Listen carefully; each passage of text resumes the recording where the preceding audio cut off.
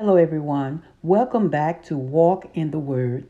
And today's subject would be, what do you come to church for? Matthew 21:12 through 13. It says, And Jesus went into the temple of God, and cast out all them that sold and bought in the temple, and overthrew the tables of the money changers, and the seats of them that sold doves, and said unto them, It is written, My house shall be called the house of prayer, but ye have made it a den of thieves. There are many reasons people come to church. Some come out of habit. You know, I've been going all my life, and this is my routine, and this is what I need to do. And then there's some come just to be seen. I got a new hairdo. I bought me a new wig. I got a new dress, a new pair of shoes I want to show off. So I want to be seen. And then some come to cause confusion. Yeah, I say cause confusion because there is confusion in the church sometimes. But whatever the reason may be, we must first come to church to worship God. Psalms 95:6 says, O come, let us worship and bow down. Let us kneel before the Lord our Maker. We should get into the presence of God. We should seek His face. We should fall in love with God and allow Him to love on us while we love on Him. This was why God put the church here until we go into the church that He has placed us in.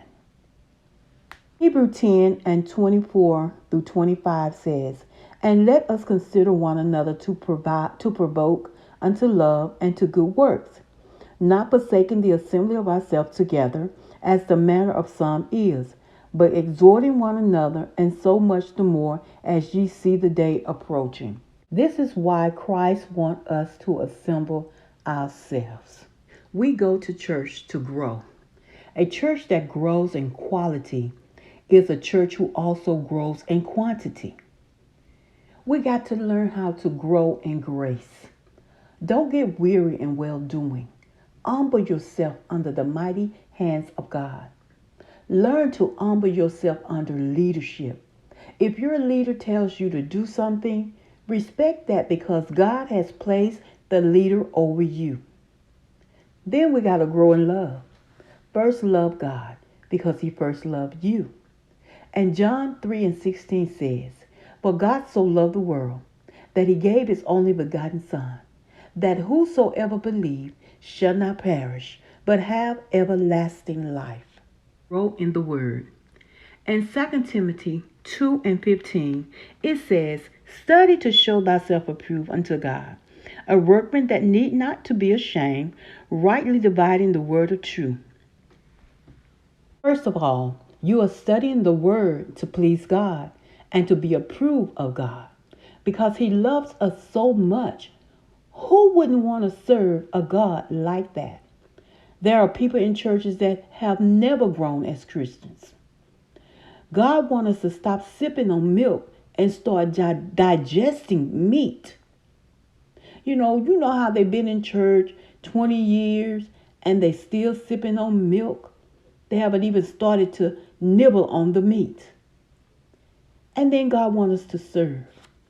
We must be servants and not volunteers. You see, volunteers, they raise their hands to be called on. But a servant are called by the hand of God. See, volunteers do work for God, but servants do work with God. Volunteers pray their work will succeed, but a servant succeed as they pray for their work.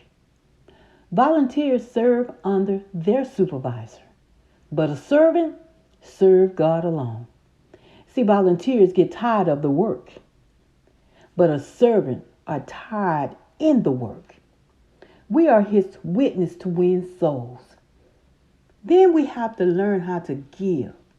We have to give our time. Spend a little time with God in His Word. Spend time fellowshipping with each other.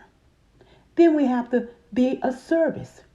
Be a servant first before you are anything else.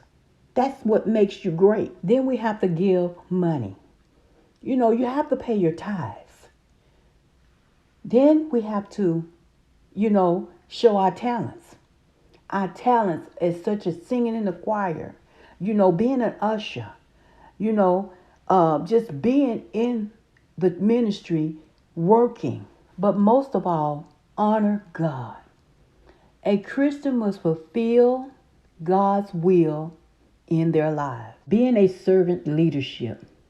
The concept of servant leadership begins with being a servant first. A servant must learn to serve before taking on the leadership position. Servant serves because they are motivated by love and humility. Jesus was a perfect example of leadership. Jesus humbled himself and he became a servant of all. Matthew 20:27 through 28 says, "And whosoever will be chief among you, let him be your servant. Even as the Son of Man came not to be ministered unto, but to minister and to give his life a ransom for many." We must be silent before we can listen. We must listen before we learn. We must learn before we can prepare. We must prepare before we can serve. We must serve before we can lead. This has been Walk in the Word. And until next time, I'll see you right back here again with another video. Y'all have a blessed day now.